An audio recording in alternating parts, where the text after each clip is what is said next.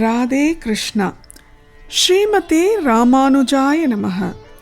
யோ நித்யம் அச்சுத பதாம்புஜ யுக்ம ருக்ம வியாமோஹதஸ்ததிதராணி த்ரிணாய மேனே அஸ்மத்குரோர் பகவதோ தயைக்க சிந்தோஹோ ராமானுஜஸ்ய சரணம் சரணம் பிரபக்ஞே. 41வது வாக்கியம். மண் பூவை இட்டேனோ குரவ நம்பியை போலே, மூலமென்று அழைத்தேனோ கஜராஜனை போலே, பூச கொடுத்தேனோ கூனியை போலே, பூவை கொடுத்தேனோ மாலாக்காரரை போலே, வழியடிமை செய்தேனோ லக்ஷ்மணனை போலே, வைத்தெடுத்து இருந்தேனோ பரத்தனை போலே. இப்போ 47வது வாக்கியம். இதுவும் ராமாயணத்திலேருந்து ஒரு வாக்கியம்தான். ரொம்ப அழகான ஒரு வாக்கியம். அக்கரைக்கே விட்டேனோ குஹ பெருமாளை போலே. குஹ பெருமாள். குஹன் ராமரோட ஃப்ரெண்டாம். அதனால குஹனை பெருமாள்னு சொல்கிறோம். ஸோ இதுக்கு ஒரு சின்ன கதை இருக்குது. என்ன கதைன்னா, ராமர் வேட்டைக்கு போவாராம். அழகாக அந்த குதிரையில் சூப்பராக அப்படி உட்காந்துட்டு அவ்வளோ அழகாக காம்பீரியம்னா அது ராமருக்கு தான் சொல்லுவோம். அந்த புருஷோத்தமன்னு சொல்லுவோம்ல, அந்த புருஷோத்தமன் அந்த காம்பீரியம் ராமருக்கு தானா. அப்படியே அழகாக ஃபுல்லாக உட்காந்துட்டு ஒரு ஸ்டைலாக அந்த குதிரையோட ரெயின்ஸை எடுத்து அப்படி இது பண்ணிட்டு ஓட்டின்ட்டு போய் அழகாக வேட்டையாடுவாராம் ராமர். அதெல்லாம் நம்ம பார்க்கணுன்னா நம்ம மனசுக்குள்ளே ராமரை வரவழைச்சி நம்ம பார்த்தோன்னா கண்டிப்பாக ராமர் தெரிவர். இப்போ கூட வேடுபரி உற்சவம்னு ஸ்ரீரங்கத்தில் பண்ணுவாள். அதில் அந்த குதிரையில் பெருமாள் வருவார். அப்படி ஒரு திரும்புவாராம். அவ்வளோ அழகாக இருக்குமா.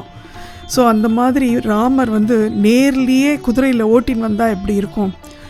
ஒரு சந்தர்ப்பத்தில் அவர் வந்திருந்த போது குஹன் சிங்கவேரபுரம் அப்படின்னு ஒரு ஊர் இருக்குது. இது இப்போது அலகாபாத்தில் இருக்குது, உத்தரப்பிரதேஷில். அந்த இடத்துல ஒரு சின்ன ஒரு காட்டு பிரதேசம். அந்த இடத்துல தான் Guhan comes from a tribal family. So அவர் குஹன் அந்த சிங்கவேரபுரத்தோட ராஜா, அந்த ட்ரைபல் கிங் அப்படின்ற மாதிரி எடுத்துக்கலாம். அந்த மாதிரி ஒரு ராஜா. அவளோட இது என்னென்னா, அந்த சைடில் யாராவது வந்தானா அவளை வழிப்பறி பண்ணுறது. தட் இஸ் தேர் இது. ஸோ அப்போ குஹன் சொல்கிறாராம், நான் யாரோ குதிரையில் வந்துட்டுருக்கா, நான் கிட்டக்கு வந்த உடனே நான் விசில் பண்ணுறேன், நீங்கள்லாம் பிடிங்கோ அப்படிங்கிறான். சரின்ட்டு அவளோட ஆட்கள்லாம் ஒரு பக்கம் ஒழிஞ்சு நின்றுட்டுருக்கா அந்த காட்டில். அப்போது ராமர் அழகாக அந்த குதிரையில் வந்த உடனே குஹன் அந்த ராமரோட அழகை பார்த்து அப்படியே அசந்து போயிடுறாராம். அசந்து போய் விசில் அடிக்கிறதுக்கே மறந்து போயிடுறாராம். அப்படியே அது மட்டும் இல்லாமல் ராமரை பார்த்து அப்படியே கை கூப்பி வணங்குறாராம். ராமர் உடனே குதிரையிலேருந்து இறங்கிட்டு அவரை அப்படியே ஃப்ரெண்டாக நினச்சி அப்படி ஒரு கட்டி பிடிச்சிக்கிறாராம் குஹனை. அதுலேருந்து குஹனுக்கு ராமரை ரொம்ப பிடிச்சி போச்சு. எப்போ ராமர் வேட்டைக்கு வந்தாலும் குஹனோட இடத்துக்கு போய் குஹனை பார்த்துட்டு அவர் கொடுக்குற பல ஆகாரங்கள்லாம் சாப்பிட்டுட்டு அதுக்கப்புறம் தான் அவர் திரும்புவாராம்.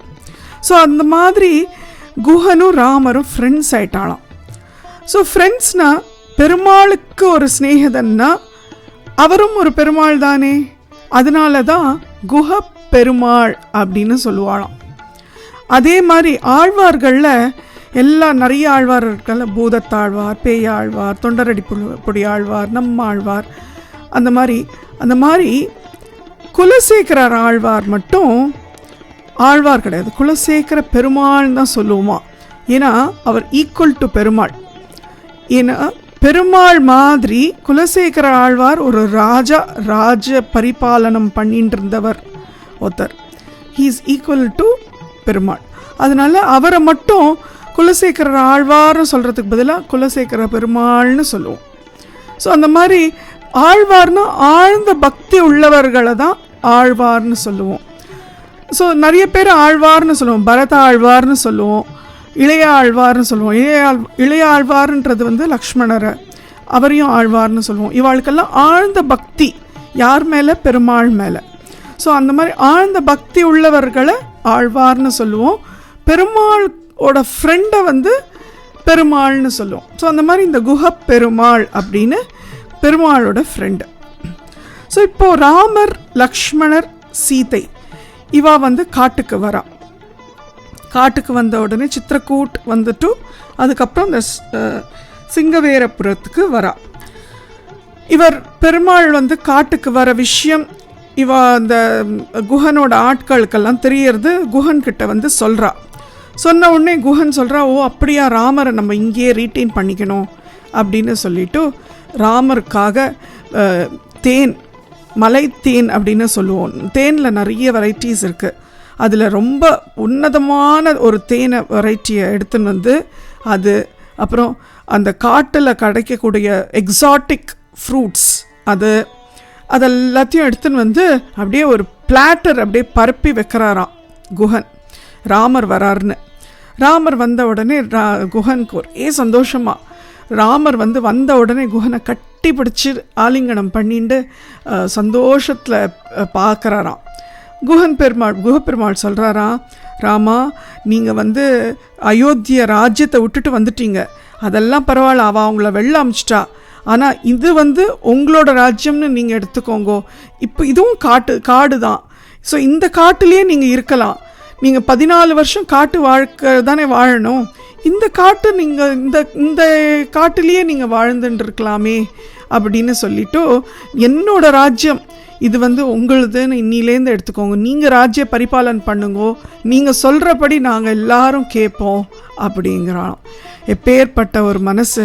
ஒரு ஃப்ரெண்ட்ஷிப்பில் தன்னோட ராஜ்யத்தையே கொடுக்கறக்கூடிய ஒரு மனசுனா அவ்வளோ அழகான ஒரு மனிதர் அந்த குஹப் பெருமாள் இல்லையா? ராமர் வந்து ரசிக்கிறாராம் இவரை. உடனே சொல்கிறாரா ராமர், இல்லை நான் இவ்வளோ கிட்டக்க இருந்தால் என்னோடய ஆட்கள்லாம் தேடின்னு வந்துடுவா, நான் ரொம்ப தூரம் தள்ளி போகணும் காட்டுக்குள்ளே, அதனால் எனக்கு வந்து அனுமதி கொடுத்து என்னை அனுப்பிடும் அப்படின்னு. உடனே குஹன் வந்து ரிக்வெஸ்ட் பண்ணுறாராம், இன்றைக்கி ஒரு நாள் ராத்திரி என் கூட தங்கிட்டு போங்களேன்னு. அப்போ உடனே சரி நான் தங்குறேன் அப்படின்னு சொல்லி அவள் 3 பேரும் அங்கே தங்கறதுக்கு ஒத்துண்டுறாளாம். ஒத்துண்டா குஹப்பெருமாளுக்கு ரொம்ப சந்தோஷமாக அவளுக்கெல்லாம் வந்து பெட் ஏற்பாடு பண்ணுறாராம். எப்படின்னா நல்லா அந்த வாசனை புஷ்பங்கள், அப்புறம் அழகான சாஃப்டாக இருக்கிற இலைகள், நல்ல துளிர்ந்த இலைகள், அந்த மாதிரி இலைகள்லாம் போட்டு மேலே நல்ல வாசனை புஷ்பங்கள்லாம் போட்டு மெத்தை, அவ்வளோ அழகாக ஒரு மெத்தையை ஏற்படுத்தி கொடுக்குறாளாம். கொடுத்துட்டு ராமரையும் சீத்தையும் படுத்துக்க சொல்கிறாளாம். ராமருக்கு இதெல்லாம் பழக்கம்தான். ஏன்னா ராமர் வந்து சின்ன வயசுலேயே 11 இயர்ஸ் போதே ஞாபகம் இருக்கு இல்லையா, இவர் வந்து காட்டுக்கு போனார் யாக சம்ரக்ஷணைக்காக. ஸோ அப்போ வந்து அந்த காட்டுக்கு போன போது எங்கே இடம் கிடைக்குமோ அந்த மாதிரி அந்த இடத்துலலாம் படுத்துட்டு பழக்கம்தான் ராமருக்கும் சரி லக்ஷ்மணனுக்கும் சரி. ஆனால் சீதா மாதா அப்படி கிடையாது. சீதா மாதா வந்து அரண்மனையிலேயே வளர்ந்தவ, ராஜாத்தியாக வளர்ந்தவ. அவள் அப்பா ஜனகர் வந்து அவளை ராஜாத்தியாக வளர்த்துருக்கா. இங்கே தசரத மகாராஜர் ஓட அரண்மனைக்கு வந்ததுக்கப்புறமும் தசரத மகாராஜாவுக்கு ரொம்ப சீதாவை கண்டா ரொம்ப பிடிக்குமா. அவளுக்கு எந்த கஷ்டமும் இருக்கக்கூடாதுன்னு எல்லா சௌகரியங்களும் பண்ணி கொடுத்துருந்தாராம் தசரத மகாராஜா அந்த அவர் அயோத்தியா அரண்மனையில். ஸோ அதனால் சீதா மாதா வந்து வாழ்ந்தது எல்லாமே ஒரு பலீஷியல் லைஃப். அவளுக்கு வந்து இந்த மாதிரி ஒரு இலையில் படுக்கணும்னு சொன்ன உடனே அவளுக்கு தூக்கமே வரலையாம். இப்படியும் அப்படியும் திரும்புகிறாளாம், அவளுக்கு தூக்கம் வரலையாம், தலகாணி வேற இல்லையாம். அதுக்குள்ளே பார்த்தாராம் ராமர். அப்படியே அவரோட கையை அப்படி கீழே கொடுத்து சீதா மாதாவை அவர் கை மேலே கையை வந்து தலகாணியாக பாவிச்சுண்டு சீதா மாதாவை படுக்க சொல்லிட்டாளாம். உடனே சீதா மாதாவுக்கு தோணுறதான், ஓ இந்த மாதிரி ஒரு தலகாணி இருக்கும்னு எனக்கு தோணவே இல்லை, இத்தனை நாள் நான் இந்த தலகாணியை நான் ரொம்ப மிஸ் பண்ணிட்டேனே அப்படின்னு நினைக்கிறாளாம். உடனே குஹப்பெருமாள் வந்து சொல்கிறாரா, லக்ஷ்மணன் கிட்ட, இங்கே என்னோட ஆட்களெல்லாம் பார்த்துப்பா, அவள்லாம் ராமரையும் சீத்தையும் கண்காணிச்சுட்டு நல்லா பார்த்துப்பா, நீங்களும் தூங்குங்கன்ன உடனே லக்ஷ்மணன் சொல்கிறாராம், தூக்கத்துக்கும் எனக்கும் ரொம்ப தூரம், 14 வருஷம் ராமரையும் சீத்தையும் நான் ஃபுல்லாக பார்த்து அவளுக்கு கைங்கரியெல்லாம் செய்யறேன்னு நான் வேண்டின்னு வந்திருக்கேன். நித்ராதேவி என் பக்கத்துலேயே வரக்கூடாதுன்னு சொல்லியிருக்கேன். ஸோ அதனால் என்னால் தூங்க முடியாது, நான் இவாளை நான் கவனிச்சுன்னு தான் இருக்கணும்ன்ட்டு நின்றுண்டு ஃபுல் நைட்டு விஜிலண்ட்டாக இருக்காராம். குஹப்பெருமாளுக்கு அப்படியே ஆச்சரியமாக இருக்கான். இப்பேற்பட்ட ஒரு எவ்வளோ ஒரு அன்பு பாரு ராமர் மேலே, சீதா மாதா மேலே அப்படின்ட்டு ஆச்சரியப்படுறாராம். ஸோ அப்படி அவெல்லாம் அன்றைக்கி நைட்டை ஸ்பெண்ட் பண்ணிவிட்டு நெக்ஸ்ட் டே காத்தால் அழகாக புது பழங்கள்லாம் கொடுத்து அவளுக்கு பிரேக்ஃபாஸ்ட் குஹன் கொடுக்குறாராம். அதெல்லாம் இவள் சாப்பிட்ட உடனே ராமர் ரிக்வெஸ்ட் பண்ணுறாராம். ஏன்னா குஹனோட இதுலேருந்து அந்த சைட் காட்டுக்கு போகணுன்னா ஒரு நதி இருக்குது. ஸோ அதனால் அந்த க்ராஸ் பண்ணி போகணுன்ன உடனே குஹன்கிட்ட ரிக்வெஸ்ட் பண்ணுறாராம், உங்களோட ஓடத்தில் எங்களை இந்த கரையிலேருந்து அந்த கரைக்கு எங்களை விட்டுற முடியுமா அப்படின்னு ரிக்வெஸ்ட் பண்ண உடனே குஹப்பெருமாளுக்கு ஒரே சந்தோஷமாக, இப்படி ஒரு கைங்கரியம் செய்யக்கூடிய ஒரு பாக்கியம் எனக்கு கிடச்சிருக்குன்னா அதை நான் விடுவேனா அப்படின்னு சொல்லிவிட்டு அழகாக ஒரு நல்லா இருக்கிற ஓடமாக எடுத்துன்னு வராராம். நல்லா க்ளீனாக நீட்டாக தொடச்சி எடுத்துன்னு வராராம். எடுத்துன்னு வந்துட்டு ராமரை உட்கார வச்சு பாதம் பூஜை பண்ணுறாராம் ஃபஸ்ட்டு. ஏன்னா இது ஏன் பாத பூஜை பண்ணுறாருன்னா இதுக்கு ஒரு கதை இருக்குது இல்லையா. வால்மீகி மகரிஷி ராமரையும் லக்ஷ்மணரையும் யாக சம்ரக்ஷணைக்காக ஐஷன் வரார். அப்போது வர வழியில் கௌதம மகரிஷியோட ஆசிரமத்தை பார்த்து ராமர், இங்கே இது யாரோட ஆசிரமம், ரொம்ப அழகாக இருக்கே அப்படின்னு கேட்டபோது அப்போது வால்மீகி சொல்கிறார், இங்கே அகலிகை இருக்கா, அவள் சாபத்தினால கல்லாக மாறியிருக்கா, அவள் ராமரோட பாத தூளிக்காக வெயிட் பண்ணிட்டுருக்கா அப்படின்ன உடனே ராமர் அப்படியே கதவை திறந்துன்னு காலை அப்படி வச்ச உடனே கால் பட்ட அந்த நேரம் அப்படியே காலில் இருக்கிற தூசி போய் அந்த அகலிகையாக இருக்கிற கல் மேலே பட்டு அகலிகை அழகாக மாறிடுறா பொண்ணா. ஸோ அந்த மாதிரி என் ஓடம் எதனால், எந்த சாபத்தினால இந்த மாதிரி இருக்கா, இல்லை எங்கேருந்து இந்த ஓடம் வந்ததுன்னு எனக்கு தெரியாது, ராமரோட பாத தூளி என் ஓடத்தில் பட்டுதுன்னா ஃபுல்லாக என்னோடய ஓடமெல்லாம் மாறிடுதுன்னா என்னோடய பழப்பு என்ன ஆறுது அப்படின்னு கேட்டு பாத பூஜையை அப்படி விஜೃಂಭணையாக பண்ணுறாராம் இந்த குஹப்பெருமாள்.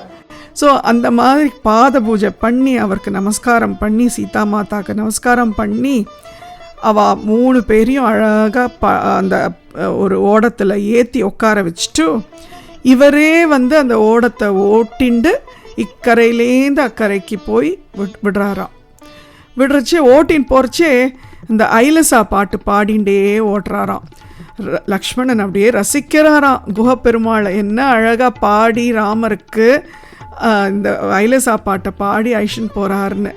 இன்ஃபேக்ட் சீதா கல்யாணம்னு வைபவம் நடக்கும் இல்லையா, எல்லாரும் பண்ணுவோம் இல்லையா, அந்த சீதா கல்யாணத்தில் ஐலசா பாட்டு பாடுறது ஒரு வழக்கம் உண்டு. ஏன்னா இந்த குஹப்பெருமாள் தான் ஆரம்பித்து வச்சது. இப்போ கூட கேரளாலெல்லாம் அந்த போட் ரேஸ்லாம் நடக்கிறது இல்லையா, அதில் கண்டிப்பாக அந்த ஐலசான்னு சொல்லிட்டு தான் பண்ணுவாள். அந்த ஐலசா வந்தது இந்த குஹப்பெருமாள் ஆரம்பித்து வச்சது தான்.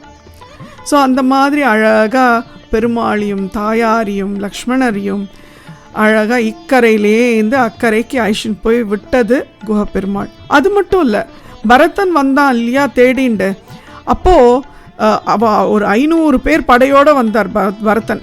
ராமரை திரும்பி கூட்டின்னு போகணும், எப்படியாவது கூட்டின்னு போயிடணும் அப்படின்ற ஒரு தீர்மானத்தோடு தான் வந்தார்.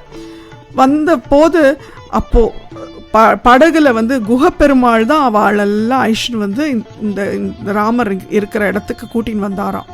ஸோ அந்த மாதிரி குஹப்பெருமாள் பாகவத கைங்கரியம், பகவத் கைங்கரியம் அழகாக இருந்த கொஞ்சம் சந்தர்ப்பத்தில் அழகாக இந்த மாதிரி கைங்கரியம் பண்ணி அந்த பக்தி பண்ணி அந்த பெருமாளோட பகவத் அனுகிரகத்தை சம்பாதிச்சுட்டார் பாரு. அடியாள் வந்து அப்படியெல்லாம் இல்லை சுவாமி, அடியாள் ஒரு முசல் புழுக்க, அந்த மாதிரி பக்தி குஹப்பெருமாளுக்கு அந்த ஒரு சின்ன சமயம் கிடச்சி பகவான் அவரோட இடத்துக்கு வந்த அந்த கொஞ்சம் நிமிஷத்தில் எவ்வளோ கைங்கரியம் பண்ணிட்டார். சுவாமிக்கு பெட் அமைக்கிறது, சுவாமிக்கு பலகாரம் கொடுக்கறது, சுவாமியை வந்து இன்ஃபேக்ட் இங்கேயே நீங்கள் இருந்து ராஜ்ய பரிபாலனம் பண்ணுங்கோன்னு சொல்கிற அளவுக்கு எல்லாம் அந்த அளவுக்கு பெருமாளுக்கான கைங்கரியம் பண்ணி அவர் என்ன அழகாக பகவானை கரையிலேருந்து அக்கறைக்கு ஐஷன் போய் விட்டார். யூஸ்வலாக பகவானை தான் நம்மளை வந்து இக்கரையிலேருந்து அக்கறைக்கு விடுவா. இங்கே வந்து குஹப்பெருமாள் பகவானை வந்து இக்கரையிலேருந்து அக்கறைக்கு சேர்த்துட்டாரே, எப்பேற்பட்ட ஒரு பக்தி அவருக்கு. ஆனால் அடியாளுக்கு அப்படியெல்லாம் இல்லை சுவாமி, அடியாள் ஒரு முசல் புழுக்க சுவாமி, வரப்பில் கடந்தா என்ன, வயலில் கடந்தா என்ன, என்னால் எந்த பிரயோஜனமும் இல்லை சுவாமி, நான் என்ன குஹப்பெருமாளாக அந்த மாதிரி பக்தி பண்ணுறதுக்கு அப்படிங்கிறாளாம். ராமானுஜர் அசந்து போகிறாராம். ஏன்னா லக்ஷ்மணனா இது அத்தனை விஷயத்தையும் பார்த்து ரசித்து அந்த குஹப்பெருமாள் அவ்வளோ ரசித்தவர் லக்ஷ்மணன் தான். ஏன்னா குஹப்பெருமாள் பண்ண ஒவ்வொரு விஷயமும் பார்த்து பார்த்து பண்ணாராம், பார்த்து பார்த்து பழம்லாம் எடுத்துன்னு வந்தாராம். இந்த பழம் எங்கேயுமே கிடைக்காது, இந்த ஒரு காட்டில் தான் இந்த பழம் இருக்கும், இது வந்து ராமருக்கு ரொம்ப பிடிக்கும் இந்த பழம் அப்படின்ட்டு பார்த்து எடுத்துன்னு வந்தாராம் ஒரு பழத்தை. அந்த மாதிரிலாம் அவ்வளோ அந்த மெத்தையை வந்து இந்த மாதிரி மெத்தை போட்டுண்டா பெருமாளுக்கு சாஃப்டாக இருக்கும். பெருமாள் வந்து ஆதிசேஷன்லேயே படுத்து பழக்கம், அவருக்கு இந்த மாதிரியான மெத்தை, அந்த ஆதிசேஷனுக்கு ஈக்குவலண்ட்டாக ஒரு மெத்தை வேணும் அப்படின்னு பூவால் அலங்காரம் பண்ணியிருந்தாராம். அந்த மாதிரி யோசித்து யோசித்து பெருமாளுக்கு கைங்கரியம் பண்ணால் அதெல்லாம் லக்ஷ்மணன் பார்த்து அப்படியே ரசித்த அந்த லக்ஷ்மணன் தான் இந்த ராமானுஜர். இந்த பெண் பிள்ளை இந்த ராமானுஜர்கிட்ட லக்ஷ்மணன் பற்றி, பெருமாள் பற்றி, குஹனை பற்றி அழகாக விஷயத்தை பேசுகிறா. ராமானுஜர் அசந்து போகிறார். நீங்களாம் எப்படி இப்போ அசந்து போகிறீங்களோ குஹப்பெருமாளை நினச்சி. இப்போது எங்கேயாவது நீங்கள் வந்து யாராவது உங்களை வந்து என்னை ட்ராப் பண்ணு அப்படின்னா நீங்கள் வந்து குஹப்பெருமாளை நினச்சிக்கோங்க. அவளை வந்து பெருமாளாகவே நினச்சி நீங்கள் ட்ராப் பண்ணுறதா நினச்சிக்கோங்க. அந்த மாதிரி ஒவ்வொரு விஷயத்துலையும் நீங்கள் உங்களையே அந்த சிச்சுவேஷனில் போட்டு இமேஜின் பண்ணிட்டீங்கன்னா உங்களுக்கும் அந்த பக்தி வந்துடும், உங்களுக்கும் அந்த அனுபவங்கள் கிடைக்கும். நீங்களும் வந்து நான் சொன்னேன் இல்லையா, லக்ஷ்மணன் வந்து எப்படி லக்ஷ்மி கட்டாட்சம் உள்ளவர், ஏன்னா பகவான் அனுகிரகம் அவருக்கு இருக்குது, பகவானோட அனுபவங்களை அவர் நிறைய சந்திச்சிருக்கார் அப்படின்னு. அந்த மாதிரி உங்களுக்கும் பகவானோட அனுகிரகம் உங்களுக்கும் நிறைய கிடைக்கும், பகவத் சங்கல்பம் உங்களுக்கு கிடைக்கும், உங்களுக்கு லக்ஷ்மி கடாட்சம் பெருகும். ஸோ அந்த மாதிரி நீங்களும் உங்களை அந்த சிச்சுவேஷனில் போட்டு நீங்கள் உங்களையே அந்த மாதிரி பெருமாளுக்கு கைங்கரியம் பண்ணுறதா நினச்சிக்கோங்க. ஒவ்வொரு ஸ்டேட்மெண்ட்லேயும் உங்களுக்கும் ஒரு சந்தோஷம் கிடைக்கும். ராதே கிருஷ்ணா. ஸ்ரீமதே ராமானுஜாய நமஹ.